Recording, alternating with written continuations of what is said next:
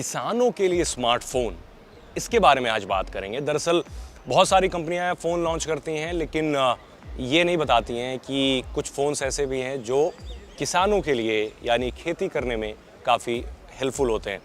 अब ये जानना ज़रूरी है कि कंपनियां जब फ़ोन लॉन्च करती हैं तो अलग अलग टारगेट ऑडियंस या फिर टारगेट यूज़र्स होते हैं जिन्हें केटर करती हैं। जेनजी हो गए, मिलेनियल्स हो गए, या फिर प्रीमियम स्मार्टफोन जो लग्जरी स्मार्टफोन्स खरीदते हैं। लेकिन एक जो तबका है, जो फार्मर्स का तबका है, वो कहीं ना कहीं छूट जाता है।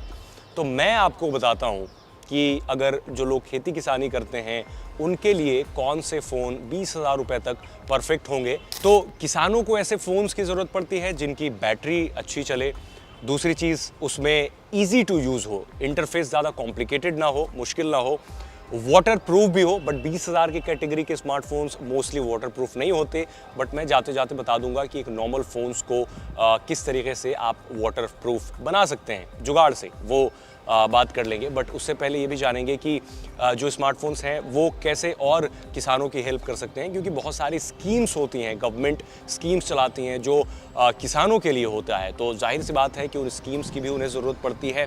प्लस हमने ये भी मेक श्योर किया है कि उसमें 6000 mAh तक की बैटरी वाले फ़ोन हो, क्योंकि 7000 mAh की बैटरी वाले कुछ फ़ोन्स हैं मार्केट में जो 20,000 से ऊपर की कैटेगरी के आते हैं। तो वो भी कंसिडर किया जा सकता है, क्योंकि बैटरी एक बहुत बड़ा कंसर्न होता है किसी भी खेती किसानी करने वाले लोगों के लिए। दूसरी चीज़ है ड्यूरेबिलिटी। फ़ोन ड्यूरेबल होना बहुत ज़रूरी है, क्योंकि फ़ोन कहीं पे गिर सकता है या फिर रफ़ यूज़ हो सकता है, बहुत डस्टी इन्वायरमेंट में यूज़ हो सकता है, या फिर कहीं पानी के थोड़े मोड़े स्प्लैशेस पड़ सकते हैं फ़ोन पे। तो स्क्रीन भी काफ़ी ड्यूरेबल होनी चाहिए। हालांकि ये सारी चीज़ें तो हैं, आप टेम्पर्ड लगा सकते हैं, आप उस पर कवर लगा सकते हैं। पहला एक फ़ोन जो मैंने शॉर्टलिस्ट किया उसके लिए M13 5G है, जो आपको 15 से 18,000 की कैटेगरी का फ़ोन आता है। इसमें 6.5 इंच की बड़ी डिस्प्ले है और इसमें आपको मिल जाता है IP रेटिंग तो नहीं है, मतलब ये वाटर प्रूफ तो नहीं है, बट ये ज़रूर स्प्लैश प्रूफ है, यानी छोटे मोटे एक्सीडेंटल वाटर स्पिल से इसको कुछ नहीं होना। 6000 mAh की बैटरी बैकअप मिलती है, जो नॉर्मल यूज़ में किसानों के यूज़ के लिए ये 2 दिन तक आराम से लास्ट कर सकती है। और user interface Galaxy One UI काफ़ी अच्छा है, क्लटर्ड नहीं है, इजी टू यूज़ है, बड़े बड़े आइकॉन्स होते हैं, आराम से दिख जाते हैं, तो ये भी अच्छा है, कॉम्प्लिकेटेड नहीं है। वाटर रेजिस्टेंट रेटिंग होती तो ज़्यादा बेटर होता। तो ये वैल्यू फॉर मनी स्मार्टफोन है, प्लस ड्यूरेबल भी है, क्योंकि इसमें गोरिल्ला ग्लास की प्रोटेक्शन दी गई है। दूसरा बात कर लेते हैं Realme 14X 5G। ये 15,000 रुपये तक का फ़ोन है। ये काफ़ी रगेड है एंड वाटर रेजिस्टेंट भी है। इसमें IP68 और 9 की भी रेटिंग दी गई है आयरोनिकली। तो इस वजह से ये फ़ोन काफ़ी बेटर बन जाता है कि अगर पानी में भी ये फ़ोन गिर गया तो कोई परेशानी वाली बात नहीं है। इसमें IPS LCD डिस्प्ले दी गई है और MediaTek Dimensity 6300 चिपसेट दिया गया है। और जो रगेडनेस का जो मामला है उसमें इस फ़ोन को हम बेस्ट इन क्लास बता सकते हैं, क्योंकि इसकी जो रेटिंग है वो इसे न सिर्फ वाटर प्रूफ बल्कि डस्ट प्रूफ भी बनाती है। यानी इन्वायरमेंट चाहे कैसा भी हो, डस्ट भी हो, मिट्टी हो, मतलब मिट्टी एक डस्ट और मिट्टी की कैटेगरी अलग होती है। सो डस्ट अगर हो तो इससे कोई प्रॉब्लम नहीं होगी और आराम से जो किसान हैं इसे यूज़ कर सकते हैं बिना टेंशन लिए हुए। 6000 mAh की बैटरी इसमें भी दी गई है और ये भी आपको ऑलमोस्ट 2 दिन की बैटरी बैकअप दे सकती है। 2 दिन आप आराम से चला सकते हैं। और 5G है, अब धीरे धीरे हर जगह 5G रोल आउट हो रहा है, तो इंटरनेट कनेक्टिविटी भी काफ़ी मिलेगी और सारी स्कीम्स की भी जानकारी वहाँ से मिल जाएगी।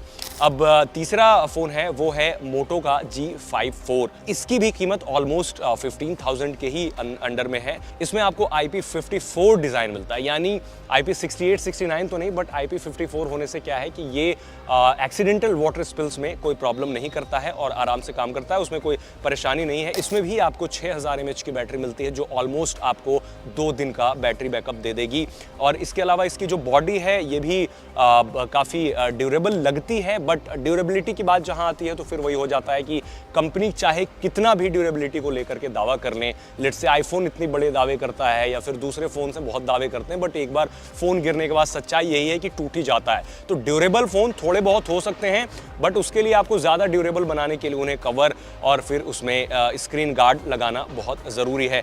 मोटोरोला के साथ अच्छी बात यह है कि इसका जो यूज़र इंटरफेस है बिल्कुल ही स्टॉक है। स्टॉक यानी जो गूगल का एंड्रॉयड है उसमें ज़्यादा ऐप्स नहीं है। बहुत सारे फ़ोन्स हैं लाइक Xiaomi, बहुत सारे ऐप्स होते हैं तो लोग परेशान हो सकते हैं। तो मोटरोला के फ़ोन के साथ अच्छी बात ये होती है कि ये ऑलमोस्ट स्टॉक एंड्रॉयड पे चलते हैं। इसका मतलब ये है कि ज़्यादा कॉम्प्लिकेशन नहीं होगी यूज़ करने में, आप आसानी से इस फ़ोन को यूज़ कर सकते हैं। क्लीन एंड्रॉयड है, 120 हर्ट्ज़ की इसमें रिफ्रेश रेट है जो कि काफ़ी फास्ट है। FM रेडियो भी है। अच्छी बात यह है कि इसमें 3.5 mm जैक भी है जो किसानों के लिए फ़ायदेमंद होगा। आप कुछ भी कहीं भी लगा करके गाने सुन सकते हैं या फिर ईयरफोन्स लगा सकते हैं, क्योंकि नॉर्मली आजकल स्मार्टफोन्स में 3.5 mm जैक नहीं मिलता है। सो ये भी अच्छी चीज़ है। बैटरी बैकअप तो है ही, ओवरऑल ये एक अच्छा फ़ोन बनता है। अब आते हैं एक फ़ोन और है जो इस कैटेगरी में आता है। टेक्नो पोवा 6 Pro 5G है जो आप ऑलमोस्ट 19 से 20 हज़ार रुपये में ख़रीद सकते हैं। इसके साथ अच्छी बात यह है कि ये काफ़ी रगेड फ़ोन है, 6000 mAh की बैटरी मिलती है। थोड़ा सा इसके साथ प्रॉब्लम ये है कि सॉफ्टवेयर इनका उतना अच्छा नहीं है, मतलब ईजी टू यूज़ नहीं है। बट द थिंग इज़ कि 70 वॉट की चार्जिंग मिलती है, यानी काफ़ी फास्ट चार्ज हो जाता है। 6.78 इंच की डिस्प्ले है, यानी डिस्प्ले एरिया काफ़ी बड़ा है। और अच्छी चीज़ ये है कि 8 GB रैम इसमें दिया गया। आप 128 या फिर 256 का वेरिएंट सेलेक्ट कर सकते हैं। 6000 mAh की बैटरी है जो 2 दिन आपको आराम से चलेगी। डिस्प्ले अच्छी है, परफॉर्मेंस अच्छा है। ऐप्स काफ़ी सारे हैं। अगर काफ़ी सारे लोगों को ऐसा होता है कि उन्हें बहुत सारे ऐप्स की ज़रूरत पड़ती है तो इसमें इनबिल्ट ऐप्स हैं। हो सकता है आपको अच्छा ना लगे तो आप अनइंस्टॉल भी कर सकते हैं। और 5G रेडी फ़ोन है। हालांकि इसमें कोई वाटर रेटिंग नहीं है, ना डस्ट प्रूफ फ़ोन है, नॉर्मल फ़ोन है। एक्सीडेंटल वाटर स्पिल से आप ख़राब कर सकते हैं इस फ़ोन को, उतना ड्यूरेबल भी नहीं है। बट द थिंग इज़ कि जो सारे स्पेसिफिकेशंस हैं, जो सारे फीचर्स हैं, वो इस कैटेगरी के हिसाब से, वो इस प्राइस रेंज के हिसाब से काफ़ी अच्छे हैं। तो किसानों के लिए ये फ़ोन भी रिकमेंड किया जा सकता है। 5वें नंबर पे है आपका Redmi 10 Power। ये आप सस्ते में ख़रीद सकते हैं। इनफैक्ट 15,000 और सो, उससे कम में 12,000 में ही खरीद सकते हैं।